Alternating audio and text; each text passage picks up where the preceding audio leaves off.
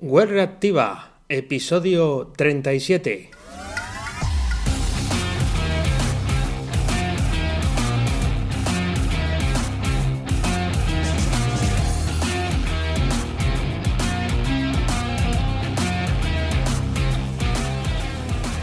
¿Dónde está la capa de acceso a datos de una aplicación? En el backend. ¿Y por qué dices que va a tener larga vida? ¿Acaso estaba moribundo? No, está de parranda. Bienvenidas todas y bienvenidos todos a Web Reactiva, el podcast de desarrollo y programación web, recursos y reflexiones sobre todo lo relacionado con la creación de páginas y aplicaciones web, y también de tecnología. Si tienes ganas de aprender cosas nuevas, este es tu espacio, porque la tecnología es necesaria, pero las personas somos lo importante. Mi nombre es Dani, soy programador web freelance y puedes encontrarme en danielprimo.io. Para todo lo que necesites, puedes escribirme a través del formulario de danielprimo.io/contacto. Ideas, sugerencias, nuevos proyectos, lo que sea. Comenzamos este episodio 37 del 29 de mayo de 2018. Y me hace mucha ilusión porque, aunque ya lo sabéis todos los que estáis en el canal de Telegram, quiero presentaros hoy Fenómeno Mutante, el nuevo podcast que grabo semanalmente con Óscar Martín, mentor mío en este mundo online, socio y sobre todo amigo a través de estos años que nos vamos conociendo y trabajando juntos. En Fenómeno Mutante hablaremos de nuestros negocios, de lo duro y bonito también que es tener un negocio por cuenta propia. Pero también nos vamos a poner a prueba con retos. Ahora mismo tenemos uno de cómo hacer un bot en Python para Telegram. O sea, hemos empezado fuerte, porque ninguno de los dos conocíamos Python y queríamos ponernos con ello para dar un servicio, probar, testar a ver si los bots en Telegram pueden ser un negocio. O sea, que tiene esa doble vertiente. Otro de los retos es que nos lanzamos preguntas a calzón quitado, que es como se llama la sección, donde uno le pregunta cosas a otro, preguntas que no están previamente pactadas. Escuchar esto. ¿Te puedo hacer dos preguntas? Joder, dos. Sí, porque... Como has perdido, como estás por debajo de 70, ya es todo barra libre. Haz.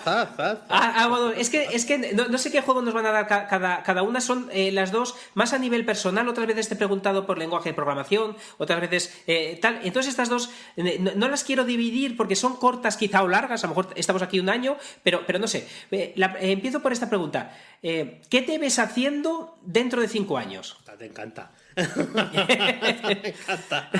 ¿Qué me veo haciendo? ¿Qué te ves haciendo dentro de 5 años?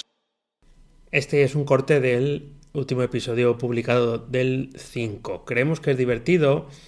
No sé si es muy diferente a lo que hacen otros, pero los dos, tanto Óscar como yo, estamos de acuerdo que os puede gustar y además a nosotros también nos viene bien. Nos ponemos al día, nos planteamos retos y seguimos avanzando para no quedarnos anquilosados. Lo puedes encontrar en tu reproductor de podcast si buscas Fenómeno Mutante o también si vas a la página web fenomenomutante.com. Ya os digo que para mí es importante, he traído a un youtuber al mundo del podcasting y para mí es todo un reto que nos guste y que se quede. Bueno, no insisto más en ello, entráis, lo veis y os suscribís si os gusta. También os comento que esta semana vamos a publicar aquí ya en danielprimo.io, en el canal de YouTube, danielprimo.io/YouTube, unos vídeos sobre Directus, que es un CMS desacoplado. Sí vamos a hablar un poquito de él al final de este episodio, pero ahí en los vídeos pues podéis ver la instalación y algunas aplicaciones prácticas. Los vídeos saldrán esta semana y ya tenéis el primero incrustado en las notas del programa. También quiero hacer una mención expresa hoy a un oyente que nos ha recomendado, a Senur, @Senur en Twitter, que nos ha recomendado, pues no sé muy bien si es su profesor o alguien que conoce, pero Jordi Cabot, gracias a esa recomendación, nos ha publicado, nos ha incluido dentro de una lista bastante selecta de podcast de programación en español. Os dejo el enlace también en las notas del programa, así que muchas gracias a los dos. A Senur por recomendar este humilde espacio y a Jordi por hacerse eco de él e incluirlo en una lista, bueno, pues con gente bastante importante. Echarle un vistazo a la lista porque está muy bien si no conocéis alguno de esos podcasts. Que mira, hasta yo digo mal la palabra podcast. Mira que es una palabra poco afortunada para el mundo hispano. Bien, por último, y antes de empezar ya con la historia habitual, también recomendaros una lista que publicó República Web el otro día, que me la dio a conocer a través de su canal de Twitter, donde se seleccionan los podcasts que hablan en iVoox sobre la RGPD o GDPR, tan famosa estos días. Muy interesante echarle un ojo porque, entre otros, está el que dedicamos nosotros en el episodio 30, pero también el suyo y otros muchos más. Ha sido un tema bastante recurrente por lo que se ve en internet, muy interesante. Vamos ya con la historia que empezamos hoy.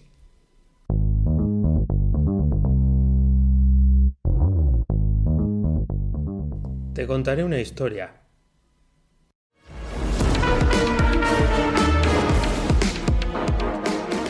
Ya estamos en la fase final del mejor concurso de la televisión, La Puerta de tu Vida. Aquí Clodoveo, el flamante finalista, tiene que escoger una de estas 3 puertas donde podrá encontrar el mayor premio de la televisión y también de la vida. Clodoveo, ¿cuál eliges? Clodoveo eligió la puerta más rústica de las 3. Una de madera sin barnizar y avejentada, parecía de un establo abandonado. Podría haber elegido la brillante de bonitos colores que escondía un apartamento en Torrevieja, o la sofisticada de acero, tras la cual estaba el botón rojo que conseguía la paz mundial. Pero él eligió la más modesta de las 3, recordando a Indiana Jones y el cáliz del carpintero. El presentador le indicó que abriera y pasara. Clodoveo, obediente, abrió la puerta y pasó. Allí había otra, que también abrió, dejándola de madera detrás. Así una y otra vez. Tras pasar cada puerta, se cerraba la anterior. Dejó de escuchar la voz del presentador. Solo sonaba el abrir y cerrar de las puertas de varios colores y formas que iba atravesando. Era la puerta de su vida. Tenía que saber qué había al fondo de ese laberinto. Se encontró con la fórmula secreta de la Coca-Cola, pero tenía otra puerta al lado y pasó de largo. Apareció el tesoro de Alí Baba, multiplicado por 100, pero continuó. Vio la Atlántida, pero también continuó por la siguiente puerta. Cientos de puertas, tesoros y riquezas que ignoraba hasta que llegó la última y allí se encontró el origen de todo, el comienzo de la vida y la civilización. El Wacken.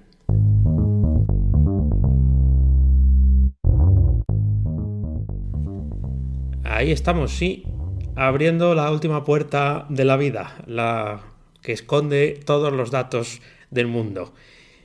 Este tema fue sugerirlo, sin quererlo, por un escuchante de este podcast en un comentario que publicó en el chat de Programar es una mierda, el podcast que tenemos como hermano. No recuerdo qué decía exactamente, pero sí hacía referencia al backend como una tecnología del pasado. No creo que sea así para nada, y este podcast es un poco para demostrarlo, este episodio. Más allá de las nuevas tecnologías y esas burbujas que van apareciendo con cosas molonas, tenemos los resultados de la encuesta que lancé ayer mismo en el canal de Telegram de Web Reactiva, donde si bien el espectro de los que habéis respondido es pequeño, porque al final esto es una comunidad pequeña de momento, sí es significativo. Ahora pasaremos a analizarlo. Antes de nada, bueno, pues si alguno está perdido, distinguir primero entre el frontend y el backend, qué es cada cosa. Me he ido a la Wikipedia y la definición es la siguiente. Frontend y backend son términos que se refieren a la separación de intereses entre una capa de presentación, el frontend, y una capa de acceso a datos, el backend. La traducción al español, esto os lo he dejado por aquí porque me hace gracia, ¿no? El frontend, por ejemplo, es interfaz, frontal final, y el backend es traducido como motor, dorsal o zaga, ¿no? Es curioso la terminología que se utiliza como traducción.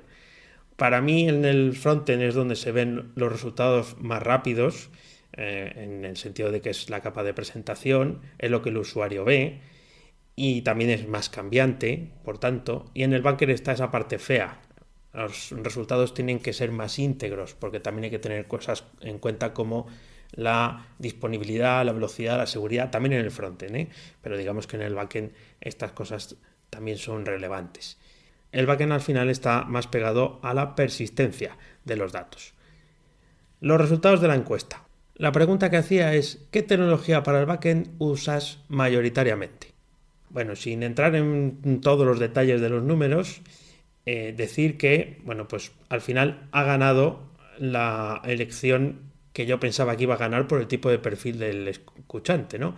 Que es las tecnologías basadas en PHP, Laravel, Symfony y demás. PHP es un lenguaje de scripting y, bueno, pues acerté pensando que ese sería el elegido como primera opción. Lo que pasa que está bastante apretado el resultado final, porque en segunda opción tenemos Java, Kotlin o .NET, que son lenguajes de programación más empresariales. De hecho, en el episodio 36 Noé nos hablaba de su trabajo con los web services en Java, y incluso en el 17 hablábamos de Kotlin. O sea, quiero decir que son temas que aparecen recurrentemente aquí, aunque hablamos de web y siempre más vinculado a lenguajes de scripting. Luego unifiqué en tercera posición, y de forma algo injusta, esa unificación, JavaScript, Python, Ruby y Go. Solo me faltó meter Scala o Haskell para hacer ahí un buen batiburrillo. Quería ver aquí el impacto de lo que a veces parece que no es tan mayoritario, pero sí que lo es. Python está creciendo mucho desde hace años, y Go es una recomendación que me han hecho varias veces como un lenguaje de programación para construir backend muy rápido. Está ahí, está presente. Está por delante de otra opción de la que venimos muchos, que es utilizar un CMS como WordPress, Drupal, Joomla para hacer esa parte de backend. Bien porque no se separa el frontend del backend, o sea, no están en dos entornos distinguidos, sino que está todo bajo el mismo monolito, o bien porque ya, aprovechando los conocimientos que tenemos de estos CMS, lo utilizamos como persistencia de datos y gestión de toda esa información. Y por último, que a mí me interesaría mucho saber, es lo que más me interesa, es alguien que ha hecho clic en la opción ninguna de las anteriores. Por favor, a esa persona que es el verso suelto, que me escriba y me diga qué opción utiliza, porque a lo mejor nos descubre algo que sea verdaderamente importante y que merezca la pena. Así que nada, yo ahí le dejo ese guante lanzado para que conteste si quiere, ya sabe cómo. El backend es un elemento cambiante, entonces he hecho una colección de hitos basados en una sesuda investigación que me ha llevado unos 3 minutos y medio. O sea que nada científico, son cosas que me han venido a la cabeza como hitos que considero principales para entender por qué el backend está muy vivo y qué cosas son las que han hecho que sí que cambie un poco nuestra percepción respecto al mismo. El primer hito es la aparición de las aplicaciones móviles. Antes de que llegaran los smartphones teníamos la web. Habíamos conseguido que los navegadores cumplieran los estándares y todo parecía tranquilo, pero estos smartphones inteligentes, nuestros teléfonos inteligentes, empezaron a tener acceso a Internet a través de la web, pero también las aplicaciones móviles tenían que conectarse a algún sitio. Es cierto que seguro que ya existían utilidades que necesitaban conectarse, ¿no? Pues aplicaciones de escritorio que necesitaban conectarse al servidor, o otras aplicaciones que yo ni tan siquiera se me ocurren ahora mismo, pero que seguro que tú sí que conoces. Entonces las apps se extendieron como un virus y al final llegaron a millones de personas, con lo que el backend desacoplado del frontend necesitaba actualizarse y estar siempre disponible, porque no siempre eran las mejores condiciones de conexión. El segundo hito es la aparición de Parse para los amigos. En 2011 surgía Parse, una herramienta para construir backends para aplicaciones móviles. En 2013 Facebook la compró, echando ahí una tonelada de dinero, y en 2017, en enero del 2017, decidió cerrarlo. Así, porque no le venía bien. Bueno, hay unas razones y motivos, no las tengo delante y no las recuerdo. Eso sí, licenció ese software como open source para que todos lo pudiéramos utilizar. ¿Qué consiguió Parse en ese tiempo? Democratizar el backend. Seguramente había otras plataformas para hacerlo, pero el crecimiento de esta aplicación fue brutal y permitió que a través de esa personalización de campos, de poder realizar esas tareas de backend que no iban inscritas en tu aplicación, sino que tu aplicación necesitaba conectarse a esos servidores donde están guardados los datos de los usuarios, los contenidos que publican, los me gustas y demás, se pudieran almacenar en Parse, que fue mejorando con el paso del tiempo. Además, también soportaba las push notifications, la autenticación y bueno, yo creo que tenía una parte gratuita, eso ya no lo recuerdo. El tercer hito es la nube. Bueno, no parece muy original traerla aquí porque Parse ya estaba en la nube, ¿no? Pero hay que incluirlo como hito porque en algún momento empezó. Puede que Amazon S3 fuera una parte fundamental de este crecimiento, pero lo que sí ha conseguido es que se abaraten los costes de persistir los datos. Es decir, yo me he enterado ayer que en Telegram se pueden subir ficheros de hasta 1 giga ahí en Telegram, sin pedirle permiso a nadie, como quien dice. Eso quiere decir que es baratísimo almacenar información. O sea, en el backend de Telegram podríamos subir esa cantidad de información. Entonces podemos replicarla, podemos ponerla disponible de forma más cercana al usuario en función de su continente. La nube abre esa puerta para que el backend sea accesible, barato e infinito, por así decirlo. El cuarto hito es un poco raro, quizás lo veas como un poco raro, pero lo que para mí es un gran desconocido, pero sé que está ahí, que son los lenguajes de programación funcional. Ya digo que no soy ningún experto, pero sí, y viéndolo con algunas personas con las que sí que he hablado de este tema, abaratan otra cosa, diferente a la nube, abaratan el tiempo de desarrollo. Es más complejo llegar a una finalidad concreta, una funcionalidad concreta, pero se consigue menos, pues menos no, al revés, se consigue más con menos código y además funciona más rápido. Eso permite que nos centremos en lo importante. Lo importante al final no es tanto escribir, me voy a poner un poco técnico, no es escribir tanto getter y setter, ¿no? Para que el modelo guarde o recupere los datos. Si esas cosas las puede hacer de forma más automática, pues mejor, ¿no? Lo importante es que los datos se procesen, que ya se procesen de una forma conocida y que estén disponibles para el frontend. Entonces yo creo que ahí, desde mi punto de vista, está bastante de la mano. Incluyo aquí algo que no tiene que ver con la programación funcional, pero que también está cerca de esa disponibilidad inmediata, que es las Function as a Service o el Serverless, que es esa parte donde, bueno, tu código se ejecuta en un ambiente que ya no es un servidor de por sí, ¿no? Sino que es un ambiente que se lanza solamente para ejecutar lo que tú pides. Por ejemplo, ¿quieres modificar el tamaño de una imagen? Pues lanzas ese código en un ambiente que lo que hace es levanta todo lo que necesita, modifica la imagen y se vuelve a apagar. Y así el coste viene solo por lo que utilizas de la máquina en ese tiempo. Sé que esto no es programación funcional, sé que es simplemente hago aquí un falso amigo de programación funcional y Function as a Service, pero es otra visión que yo creo que también es otro hito dentro de este desarrollo, de esta vivencia del backend. El quinto hito para mí es el más importante de todos, que es que todo es una API. La API es la puerta abierta de tu backend al mundo exterior. Es la forma en la que van a tener que conectarse otras aplicaciones, no solamente tu frontend. También puede que sean terceros, que puedas gestionar qué pueden ver, si se pueden autenticar, si no pueden hacerlo, que puedan almacenar datos en tu backend y que ahí se procesen determinadas cosas. Yo no entiendo que un backend esté sin esta conexión hacia el mundo exterior. Algunos ejemplos. Por ejemplo, en el 2016, hace no tanto, probé un ERP recién hecho, un sistema de gestión de clientes y de contactos, y enseguida pregunté, bueno, ¿y la API para poderme conectar a este sistema? Y la respuesta fue que no estamos ahora haciendo eso. En 2016 eso ya era algo que debía tener. Para mí era un error y desde luego no me planteé utilizarlo, precisamente por ese motivo. Otro ejemplo, en el episodio 34 entrevistábamos al creador de Factura Scripts y nos decía que en la nueva versión, que va a aparecer enseguida en unas semanas, meses, ya tienen una API completa, con plenos poderes. Puedes ejecutar, me imagino que habrá un límite, pero puedes ejecutar todos los procesos que están dentro de Factura Scripts para almacenarlos desde fuera. De esta manera se pueden integrar con otras plataformas y pasa a ser un backend más sólido. O sea, no solamente pasa a ser un programa de facturación, sino que además pasa a ser un backend más sólido. La primera vez que yo trabajé generando una API antes que nada más, pues con Loopback, que es un framework para Node.js que se anuncia como el framework para API. Con muy pocas líneas puedes generar un modelo y una API para conseguir guardar la información en tu backend, en tu base de datos basada en MongoDB en aquel momento. Una pasada para cuando yo lo probé porque yo estaba acostumbrado a utilizar otras cosas. Tenéis el enlace en las notas del programa. Añado aquí más cosas.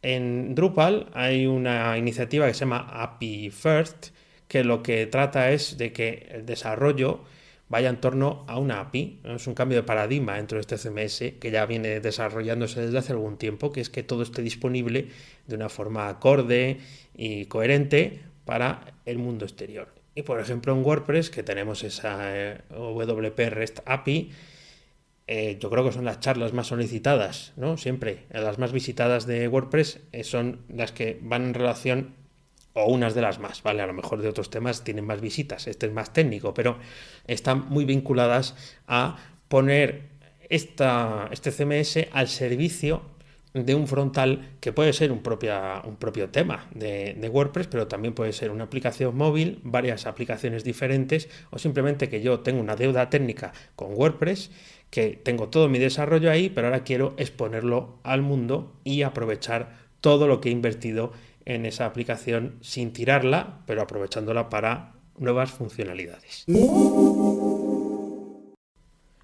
No todo el backend tiene que ser sofisticado. Este es otro punto que quiero tratar para que veáis la cantidad de opciones que tenemos. Lo primero, los paneles de administración, que es una parte importante del trabajo que yo realizo y seguro que tú también te has tenido que encontrar con ello, al final no son más que un cliente, que un frontal de tu backend. ¿Qué pasa? Que está destinado a una gestión, ¿no? Con listados, exportaciones, comparativas y cuestiones que son menos bonitas, pero muy agradecidas para la gestión. Entonces, muchas veces se van construyendo también como un frontal, no tanto ya como un backend. Algunos ejemplos de cosas que nos facilitan la vida y que están considerados también como esta parte de dorsal, ¿no? Que decía la traducción de backend. Firebase para mí es un gran ejemplo, es una mega plataforma. Yo lo entiendo como una evolución de Parse. Te lo pone todo tan fácil que, cargas una librería de JavaScript y ya lo tienes funcionando. De hecho, Emilio, al chico al que mentorizo, enseguida estaba guardando datos en la nube, no se estaba preocupando de nada que tuviera que ver con el backend y se estaba centrando en lo que él quería hacer, que es lo que está haciendo, la aplicación frontal. El propio Parse, ahora existe el Parse Platform, que es la sucesora, ¿no? Es esa parte de código libre que hablaba antes, que tiene su parte de backend, pero también desarrollan librerías para conectarse desde los frontales a través de un SDK para JavaScript, Android, iOS y demás, ¿no? PHP tiene muchas opciones. La verdad es que es fácil, yo esto sí que lo he utilizado en algún proyecto y bueno, pues a mí me parece que es una buena opción. Es código libre, tú te tienes que encargar evidentemente de montar todo el servicio. Algunas cosas de las que seguro que has oído hablar. De Auth0. Tienen multitud de tutoriales y seguro que has acabado alguna vez en alguno de ellos donde explican cómo integrarlo, ¿no? Y os dicen que tienen más de 65 librerías para engancharse, ¿no? De 65 SDKs. Al final lo que provee, así simplificándolo mucho, es autenticación de usuarios, ¿no? Que tus usuarios se puedan autenticar ahí. Así puedes conseguir un single sign-on o puedes conseguir que, bueno, pues tu aplicación estática tenga ese registro de usuarios. Es algunas cosas de las que tiene Firebase, por ejemplo, o Parse, o algunas de las que vemos, pero está muy específico para todo este tema y muy flexible y fácil de empezar a utilizar, que yo creo que también es el secreto del éxito de estas plataformas.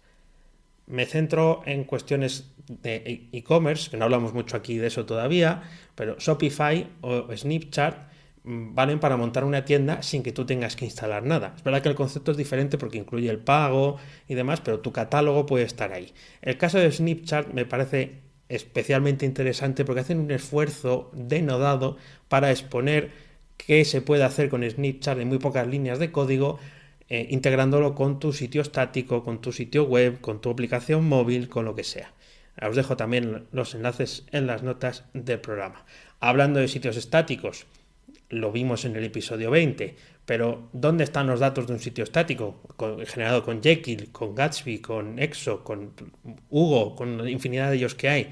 Pues puede ser tu propio ordenador local, donde tienes tus ficheritos Markdown con los posts que quieres subir, con las páginas que quieres subir, con tus imágenes, generas en sitio estático y haces un despliegue en la nube con un comando. Y lo publicas en GitHub o en Netlify o donde sea. Y al final el backend está en tu servidor local.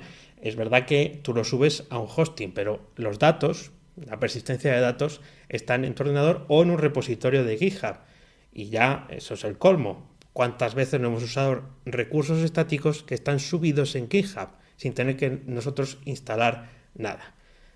Y doy un paso más allá, y ya con esto acabo de estos ejemplos que quería traer. Hay varios programas que utilizan las hojas de cálculo de Google Drive para tener la persistencia de datos. O sea, tú generas no solamente los formularios de Google, sino tú generas ahí unas tablas con un formato establecido y eso se convierte en una página web, una aplicación de gestión de clientes, etcétera. Tiene sus limitaciones, pero digamos que ya eso sí que es más fácil y imposible. Otra cosa es de a quién pertenecen los datos y eso ya nos podríamos plantear otras dudas, ¿no? Pero eso está francamente bien para democratizarlo y popularizarlo y que no sea una preocupación, sobre todo para arrancar, para hacer un pequeño proyecto. Os quiero hablar de dos casos más concretos que vengo utilizando, vengo conociendo. Al final me voy a pasar de tiempo, pero lo quiero contar. Uno se llama Contenta CMS, que es una distribución de Drupal que vuelca todos sus esfuerzos en poner a disposición del frontend lo que se cuece, guarda y gestiona en el backend. Desarrollado por Mateo Agulló y todo su equipo, porque ya no está él solo. Pues sí se da importancia a la presentación estética. O sea, tú tienes que instalar tu Drupal en el servidor, pero es cierto que ellos han generado un montón de ejemplos para mostrar un frontal hecho en Angular, hecho en React, son recetas de cocina, el ejemplo, y un montón de guías y tutoriales para poder hacer el trabajo. Entonces conjuga la facilidad de Drupal para generar los campos, los permisos, para dotar al usuario de esas atribuciones para poder hacer cosas y lo expone para poderlo utilizar por fuera. Es un proyecto muy interesante que merece la pena echéis un vistazo. Y luego está Directus, que es del que os hablaba justo al comienzo y del que he grabado unos pequeños vídeos. No es un software revolucionario, pero para alguien como yo, que viene de los CMS, es una aplicación que se queda a medio camino, ¿no?, entre el backend más moderno, más desacoplado y lo que estás acostumbrado a tratar. Tú tienes un gestor donde vas creando tus tablas, tus campos y registros, y a partir de ahí todo está destinado a que puedas gestionarlo de la forma más cómoda posible a través de su panel de administración, pero también que puedas acceder a ello a través de la API que te autogenera en base a esa estructura, esos modelos, tablas lo llaman aquí, que vas creando. Lo he utilizado para esa parte de mentorización que abrí en la web, danielprimo.io/mentor, como un ejemplo para tener esa parte desacoplada. En el frontal utilizo Vue y en el backend, aunque sea muy sencillito, utilizo Directus. Hasta que no haga una personalización de verdad, no lo utilice en un proyecto pues más en firme, no puedo dar una opinión más realista o más tocada de la gracia de un proyecto con sus dificultades, pero parece que puede ser una buena alternativa a los back office tradicionales. ¿Y tú qué backend usas? ¿A qué estás acostumbrado a utilizar? Déjamelo en los comentarios del programa porque me gustaría saber tu experiencia. También me gustaría saber si quieres que profundice, porque he tocado muchos temas, ¿no?, si quieres que profundice en algunos de los que hemos visto durante este episodio. He tocado varios palos y he intentado dar una visión muy personal de esto, que puede estar equivocada o no, pero eso, me gustaría saber qué backend usas y si quieres también que amplíe algo de lo que he hablado. Federica, dame feedback. Gracias, Federica, porque esta vez has tenido trabajo. Los resultados de la encuesta de Leaflet lo dejamos para un poco más adelante, que no me da tiempo ya hoy. Vamos a ver qué nos cuenta Miguel desde Argentina. Hola Daniel, leí tus comentarios sobre Graph, muy bueno. También desde años vengo probando distintas alternativas para no usar solo WordPress. ¿Probaste y o leíste sobre Pulse CMS? Es una versión de pago y la vengo probando desde hace unos años. Mi duda hoy en día es saber qué usar y o elegir definitivamente como alternativa. Un abrazo desde Argentina. Bueno, muchas gracias Miguel por mandar esta pregunta. Ya le respondí también por correo electrónico, pero creo que es bueno compartir esta opinión contigo que estás escuchando el podcast. Graph CMS, os dejo un vídeo en las notas del programa, es un gestor de contenidos que no utiliza base de datos. Sí utiliza PHP porque tiene una pantalla de administración y genera las páginas a través de ese sistema y guarda los datos, al menos por defecto, en ficheritos Markdown. Cuando digo ficheritos no es por hacerle de menos, sino para que se vea que disgrega la información en ficheros manejables, ¿de acuerdo? No es por hacer de menos al formato ni al sistema, que ya lo he dicho 2 veces hoy. Entonces Graph CMS para mí es una gran alternativa. No conozco Pulse, pero si es de pago, tiene que ofrecer algo muy diferente a lo que ofrezca una comunidad de software libre, open source. Bajo mi punto de vista, esta comunidad de Graph sí que está creciendo. Es verdad que cuando hice el análisis, que fue en agosto, se quedaba un poquito cojo en algunas cosas, pero era muy prometedor. Y creo que de prometedor que es, si le metemos nosotros un poquito más de trabajo o apoyamos a esa comunidad, es probable que sea una buena alternativa para construir páginas web sencillas sin grandes complicaciones. En el caso de Pulse, si es de pago, pues habría que ver qué ofrecen a cambio de ese pago, pues un mejor soporte, un soporte en el idioma en el que tú quieras utilizarlo o la posibilidad de acceder a plugins más sofisticados dentro de ese importe. Entonces, bueno, mi recomendación siempre es la misma. No quedarse solo con una cosa, pero sí es verdad que evolucionar en una o en dos elecciones de las herramientas que utilices para desarrollar, para crecer a gusto con ellas y mantenerse un tiempo. Y luego ya pues ir viendo alternativas cuando pues van saliendo cosas nuevas. Ya sabemos que esto de la tecnología es un no parar, así que ya sabéis. Si queréis que os conteste como a Miguel, pues no tenéis nada más que mandar vuestras preguntas a través del formulario de contacto danielprimo.io/contacto. Y nada más por hoy, que no está nada mal. Encuéntranos en el canal de Telegram t.me/webreactiva o en Twitter como @webreactiva, donde publico referencias y recursos sobre cosas que seguro te interesan. No publico lo mismo en el canal de Telegram que en Twitter, tenedlo en cuenta también. Además, en el canal de Telegram hacemos encuestas de vez en cuando para saber vuestra opinión sobre algunas cosas y poder así lanzar proyectos o episodios como este. Gracias una vez más por dedicarme estos minutos de tu tiempo, por poner tus orejas y tus sentidos a la escucha. Espero que hayas disfrutado de este episodio. Nos escuchamos en el próximo. ¡Chao!